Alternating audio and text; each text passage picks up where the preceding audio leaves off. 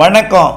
செல்வகுமாரின் ஆகஸ்ட் மாத தமிழ்நாடு வானிலை ஆய்வறிக்கை 2025 ஆகஸ்ட் 10 ஞாயிற்றுக்கிழமை அதிகாலை நிலவர பதிவு. அதிகாரப்பூர்வ வானிலை அறிக்கைக்கு இந்திய வானிலை ஆராய்ச்சித்துறை அறிக்கையை பார்க்கவும். இருக்கக்கூடிய இந்த ஆகஸ்ட் 20 நாள், இந்த 10ஆம் தேதியிலிருந்து இந்த மாதம் 31ஆம் தேதி வரைக்கும் உள்ள ஆகஸ்ட் மாதத்தில் தமிழ்நாட்டில் எந்த மாவட்டத்திற்கு எப்படிப்பட்ட மழைப்பிடிப்பை கொடுக்கும் உங்களுடைய திட்டமிடுதலுக்காக. அதற்கு முன் மாவட்டம் கிடைக்கப்பட்ட தகவல்படி மாவட்டத்தில் அதிகபட்ச மழை பொழிவு மட்டும் பார்ப்போம். கோயம்புத்தூர் மாவட்டத்தில் கூட சின்ன கல்லாரில் 26 மில்லிமீட்டர் மழை பொழிந்திருக்கிறது. அதே போல் சிறுவாணி அடிவாரத்திலையும் 25 மில்லிமீட்டர் மழை பொழிந்திருக்கிறது. தருமபுரி மாவட்டத்தில் பார்த்தீங்கன்னா பாலக்கோட்டில் 30 மில்லிமீட்டரும், ஒகேனக்கல்லில் 26 மில்லிமீட்டர் மழை, திண்டுக்கல்லில் சத்திரப்பட்டி ஒற்றஞ்சத்திரத்தில் 35 மில்லிமீட்டர் மழை பொழிவு.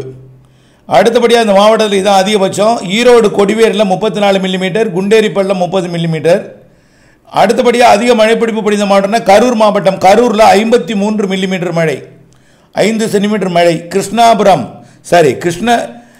கிருஷ்ணராயபுரம் 40 மில்லிமீட்டர், பஞ்சப்பட்டியில் 32 மில்லிமீட்டர், அரவக்குறிச்சி 29 மில்லிமீட்டர் மழை பொழிந்திருக்கிறது. அடுத்து கிருஷ்ணகிரி மாவட்டத்தில் கிளவரப்பள்ளி அணை 10 மில்லிமீட்டர் மழை. மதுரை மாவட்டம் Usilampatti 90 millimetre, Peraiyur 80 millimetre, Koppampatti 45 millimetre, Vadipatti 42, Ezhumalai 40 millimetre. அடுத்தபடியாக பார்த்தீங்கன்னா நாமக்கல் மாவட்டம் புதுச்சத்திரம் 47 மில்லிமீட்டர், ராசிபுரம் 37 மில்லிமீட்டர். அடுத்தபடியாக மோகனூர் 34 மில்லிமீட்டர். பெரம்பலூர் மாவட்டம் செட்டிக்குளத்தில் 270 மில்லிமீட்டர் பதிவாகி இருப்பதாக தானியங்கி மழைப்பதிவு மாநில பதிவாகி இருக்கு. உண்மைத்தன்மை ஆராய வேண்டியிருக்கு. அடுத்தபடியாக புதுக்கோட்டை மாவட்டம் கீரனூர் 45 மில்லிமீட்டர் மற்றும் உடையாளிப்பட்டி 30 மில்லிமீட்டர். அடுத்தபடியாக ராமநாதபுரம் மாவட்டத்திலையும் மழை பெருமக்குடியில், சேலம் மாவட்டம் ஆத்தூர் 28 மில்லிமீட்டர், ஏத்தாப்பூர் 25 மில்லிமீட்டர். அடுத்தபடியாக நீலகிரி மாவட்டத்தில் ஹரிசன் மலையாளம் லிமிடெட் மற்றும் நடுவட்டத்தில் மழை 38 மில்லிமீட்டர் மழை பொழிந்திருக்கிறது. அடுத்தது திருச்சிராப்பள்ளி மாவட்டம் மருங்காபுரி கோவில்பட்டியில் 21 மில்லிமீட்டர், சிறுகுடி 20, தென்பரநாடு 20, மேலும் பொன்னையார் அணை 19. மேலும் பார்த்தீங்கன்னா தென் மாவட்டத்தில், அதாவது திருப்பத்தூர் மாவட்டத்தில் கூட வாணியம்பாடியில் மழை 14 மில்லிமீட்டர், திருப்பூர் மாவட்டத்தில் கூட வெள்ளக்கோயில் 14 மில்லிமீட்டர் மழை பொழிந்திருக்கிறது. திருவண்ணாமலை மாவட்டம் கலசப்பாக்கத்தில் 29 மில்லிமீட்டர். அடுத்தபடியாக பார்த்தீங்கன்னா விருதுநகர் மாவட்டத்தோட ஸ்ரீவில்லிபுத்தூர் தாலுக்கா அலுவலகம் 72 மில்லிமீட்டர், பத்ரா இருப்பு 22 மில்லிமீட்டர், பெரியார் அணை 13 மில்லிமீட்டர். இப்படி மழை. இவ்வானிலை அமைப்பை பார்த்தீங்கன்னா தமிழ்நாட்டின் இலங்கை மற்றும் இந்தியா இடைப்பட்ட பாக்ஜலசிந்தி பகுதியை ஒட்டிய பகுதியில் ஒரு வளிமண்டல சுழற்சி நீடிக்குது. சிறு சுழற்சி, மெலிந்து சுழற்சி. இது கொஞ்சம் காற்றை கட்டுப்படுத்தும் அமைப்பாக இருக்குது. இதனால் அதிகாலை நேரத்தில் இன்றைக்கும் நாளைக்கும் அந்த கோடியக்கரை முனையில் ஒட்டிய பகுதியில் மழை இருக்கும். அதாவது இன்றைக்கு இரவு, அதாவது திங்கள் அதிகாலை இருக்கும் மழை. இன்றைக்கு அதிகாலை பெய்து விட்டது, நாளை ஒரு அதிகாலை இருக்கும்.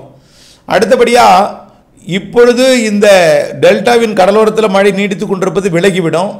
அதுக்கு அடுத்தது மழை இன்றைக்கு வட உள் மாவட்ட பகுதிகளில் ஆங்காங்கே மழை பொழிவு மதியமே தொடங்க வாய்ப்பு இருக்குது. காரணம், இந்த காற்றழுத்த தாழ்வு நிலை கீழடுக்கு சுழற்சி கடலோடு இணைந்து சுழற்சியாக ஆந்திர பிரதேசத்தில் போய் அமைந்து ஆந்திர பிரதேசத்து கரையில் தாழ்வு பகுதியாகி தெலுங்கானா, ஆந்திர பிரதேசம் தெலுங்கானா வழியாக மகாராஷ்டிரா வழியாக மும்பை நோக்கி பயணிக்க போகுது. இதனால் இது 15-16 தேதிகளில் தான் கரையை கிடக்கும். அதுக்கு முன்னாடி ஆந்திர பிரதேச கரையை ஒட்டி நீடித்து கொண்டிருக்கும் என்பதனால வடகடலோர வடபுள் மாவட்ட பகுதிகளில் மழை இருந்து கொண்டே இருக்கும். இன்றைக்கு பெரும்பாலான மாவட்டங்களுக்கு மழை இருக்குது. இன்றைக்கி ஒரு நாள் மட்டும் இருக்குது. தென் மாவட்டங்களுக்கும் இருக்குது. நேற்றுக்கு உசிலம்பட்டி 90 மில்லிமீட்டர் பெய்தது போல், ஸ்ரீவில்லிபுத்தூரில் 70 மில்லிமீட்டர் பெய்தது போல் ஆங்காங்கே தென் மாவட்டங்கள்லையும் இருக்கும். நேற்றைக்கு திண்டுக்கல் ஒரு நல்ல ஒரு மழைப்பொழிவை கொடுத்திருக்கிறது. ஒற்றஞ்சத்திரம், சத்திரப்பட்டி எல்லாம் இன்றைக்கும் மழை இருக்கும். மதுரை, சிவகங்கை, ராமநாதபுரம் உள்பகுதி, புதுக்கோட்டை மாவட்டத்திலையும் திருச்சி மாவட்ட தெற்கு பகுதியிலையும் மழை இருக்கும். டெல்டாவிலையும் ஆங்காங்கே மழை இருக்கும். திருப்பூர் மாவட்டம், ஈரோடு மாவட்டம், நீலகிரி மாவட்டம் மற்றும் நாமக்கல், சேலம், கிருஷ்ணகிரி, தருமபுரியிலையும் மழை இருக்கும். மாலையில் மழை ஆங்காங்கே தொடங்கும். அதற்கு முன்பு மதியம் இன்றைக்கு கடலூர், அரியலூர், பெரம்பலூர் மற்றும் கள்ளக்குறிச்சி, விழுப்புரம், புதுச்சேரி இந்த பகுதியில் மதியம் ஒரு மழைப்பொழிவை கொடுக்க வாய்ப்பு இருக்குது. பிறகு மேற்கு மாவட்டம் தென் மாவட்டங்கள் ஆங்காங்கே பெய்துவிட்டு பிறகு கர்நாடக எல்லையோரம் பெய்துவிட்டு டெல்டா மாவட்டங்களுக்கும் நள்ளிரவிலே வந்து லேசான மழைப்பொழிவை கொடுக்கும், மிதமான மழைப்பொழிவை கொடுக்கலாம் ஒரு சில இடங்களில். வடகடலோரம் வடவுள் மாவட்ட பகுதிகளில் இருக்கும். இன்றைக்கு ஒரு நாள் மட்டும்தான், இந்த நாளை அதிகாலை வரைக்கும் தான் இந்த டெல்டாவிற்கும் தென் மாவட்டங்களுக்கும் மத்திய மாவட்டங்களுக்கான மழை. அதற்கப்புறம் திங்கட்கிழமை மாலை இரவுல என்னன்னா வடகடலோரம் மட்டும்தான் இருக்கும். புதுச்சேரிக்கு வடக்கே, புதுச்சேரி கடலூர் வச்சுக்கலாம், கடலூருக்கு வடக்கே, ஆனால் புதுச்சேரிக்கு வடக்கே தான் உறுதி. திங்கட்கிழமை இரவு நாளை இரவுல இருந்தெல்லாம் பார்த்தீங்கன்னா ஒரு 4 நாளைக்கு புதுச்சேரிக்கு வடக்கே கடலூருக்கு வடக்கே இருக்கும், புதுச்சேரிக்கு வடக்கே உறுதி. சென்னை திருவள்ளூர் உட்பட செங்கல்பட்டு காஞ்சிபுரம் உட்பட திருப்பத்தூர் வேலூர் ராணிப்பேட்டை திருவண்ணாமலை கள்ளக்குறிச்சி விழுப்புரத்திற்கும் இருக்கும், கிருஷ்ணகிரி தருமபுரிக்கு இருக்கும், கர்நாடகாவிற்கு இருக்கும், ஆந்திர பிரதேசத்தின் ஒட்டுமொத்த பகுதிக்கும் இருக்கும். தமிழ்நாட்டை பொறுத்த வரைக்கும் கர்நாடகா ஆந்திர எல்லையோர மாவட்டங்களில் மட்டும் இருக்கும். அடுத்தது இந்த நிகழ்வு ஆந்திர பிரதேசத்தில் நீடித்து கொண்டு தென்மேற்கு பருவக்காற்றை ஈர்க்கும் என்பதனால கேரள எல்லையோர மேற்கு தொடர்ச்சி மலைப்பகுதிகளில் கன்னியாகுமரி முதல் நீலகிரி வரைக்கும் நல்ல மழைப்பொழிவை கொடுக்க தொடங்கும். கன்னியாகுமரி முதல் நீலகிரி வரை. ஆக இன்றைக்கு ஒரு நாள் கொஞ்சம் பரவலான மழைப்பொழிவை கொடுத்த பிறகு நாளை திங்கட்கிழமையிலிருந்து கடலூருக்கு வடக்கே புதுச்சேரியிலிருந்து தான் மழை இருக்கும். கள்ளக்குறிச்சி விழுப்புரம் உட்பட கிருஷ்ணகிரி தருமபுரி உட்பட ஆந்திர கர்நாடக எல்லையோர மாவட்டங்களில் மாலை இரவு மழை இருக்கும். ஆந்திர பிரதேசத்தில் இருக்கக்கூடிய காற்றழுத்த தாழ்வு நிலை காற்றை வந்து வடகடலோரம் கர்நாடக எல்லையோரம் வடவுள் மாவட்ட பகுதிகள் வழியாக காற்றை கொண்டு வந்து வங்கக்கடலில் கொஞ்சம் திசை மாற்றும் என்பதனால அந்த காற்று திசை மாறும் இடத்துல காற்று குவிதல் ஏற்பட்டு கடலிலே மழை இருக்கும் டெல்டாவிற்கு கிழக்கே. இதனால் டெல்டா மாவட்டங்களை ஒட்டிய பகுதிகளில் மேகம் சூழ்ந்து காணப்படுமே தவிர கடலை பார்த்தால் மேகமாக இருக்கும், கரையில் ஒரு பெரிய அளவில் மழை இருக்காது, தூறல் வந்து கொடுக்கலாம், கொஞ்சம் மிரட்டலாம், அவ்வளவுதான் இருக்கும். அந்த நிகழ்வானது வரக்கூடிய 14, 15, 16 தேதிகள் வாக்கில் ஆந்திர பிரதேசம் தெலுங்கானா வழியாக மகாராஷ்டிராவுக்கு கடந்து போகும் பொழுது கேரளா கர்நாடகாவில் கொஞ்சம் கூடுதல் மழை இருக்குது. 12ஆம் தேதி இன்று படிப்படியாக நேற்றைக்கே சின்ன கல்லாரில் மழை இருந்தது, சிறுவாணி அணைக்கட்டு பகுதியிலையும் மழை. இப்படியே படிப்படியாக மழைப்பொழிவு மேற்கு தொடர்ச்சி மலைப்பகுதிகளில் கொஞ்சம் கொஞ்சமாக அதிகரிக்கும். இப்படியே அதிகரித்து மாத இறுதி வரை மேற்கு தொடர்ச்சி மலை மாவட்டங்களில் மழை இருந்து கொண்டே இருக்கும். காரணம் என்னென்னா இப்போ இருக்கிற நிகழ்வு 19ஆம் தேதி வரை இருக்கும், 19லிருந்து 24ஆம் தேதி வரை ஒரு நிகழ்வும், 25லிருந்து மாத இறுதி 31ஆம் தேதி வரை ஒரு நிகழ்வும், 3 நிகழ்வு ஆந்திர பிரதேசம் ஒடிசாவை ஒட்டிய பகுதி வழியாக தெலுங்கானா வழியாக மேற்கு நோக்கி நகரப்போகிற காரணத்தினாலே கேரளா கர்நாடகாவில் தொடர்ந்து மழை இருந்து கொண்டே இருக்கும். அதாவது பெரும்பாலும் இந்த மாலை இரவு தான் அதிகமாக மழை இருக்கும். நள்ளிரவில் மதியத்திற்கு மேல் மழை வரும், மாலை இருக்கும், அதிகாலையில் இருக்கும், அதிகாலையில் கொஞ்சம் தீவிரம் குறைஞ்சி சாரல் மட்டும் இருந்துகிட்டே இருக்கும்.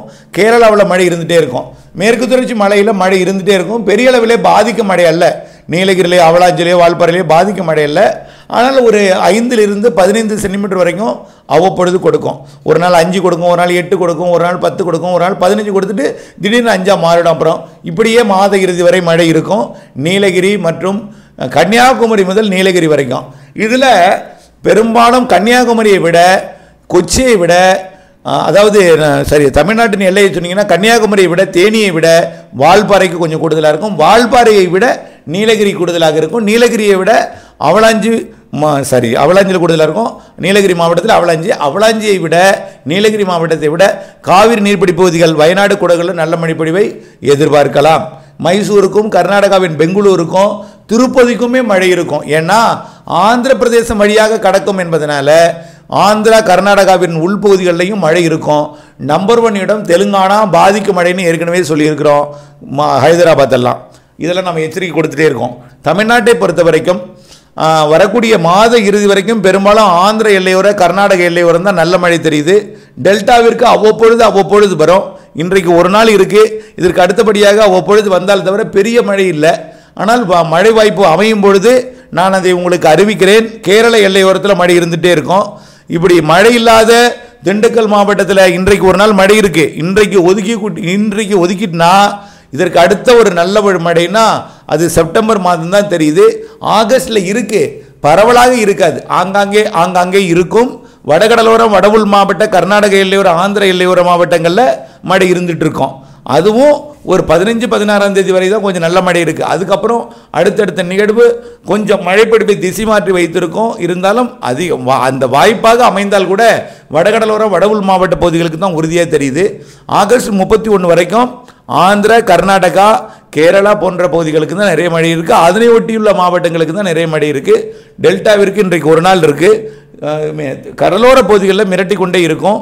கடலூர் அரியலூர் பெரம்பலூருக்கு வடக்கே மழை இருந்துகிட்டு இருக்கும். அவ்வப்பொழுது ஒரு சில நாட்கள் இங்கும் வரும். ஆனால் பரவலாக பெரிய மழையை எதிர்பார்க்க முடியாது. ஆகஸ்ட் இறுதியில் கொஞ்சம் மழை இருக்குது. செப்டம்பர் முதல் வாரத்தில் வெப்பச்சலன மழை கண்டிப்பாக கொஞ்சம் பரவலாக கொடுக்க போகுது. அதை மறந்துடாதீங்க. நான் இது ஆகஸ்ட் அறிக்கை என்பதனால இதில் அந்த செப்டம்பர் மழையை தெரிவிக்கல. செப்டம்பர் மாத அறிக்கை மற்றும் நீண்டகால வானிலை அறிக்கை தனியாக ஒரு அறிக்கை சமர்ப்பிக்கிறேன். அதை பார்த்து பயன்பெற அன்போடு கேட்டுக்கொள்கிறேன். நன்றி.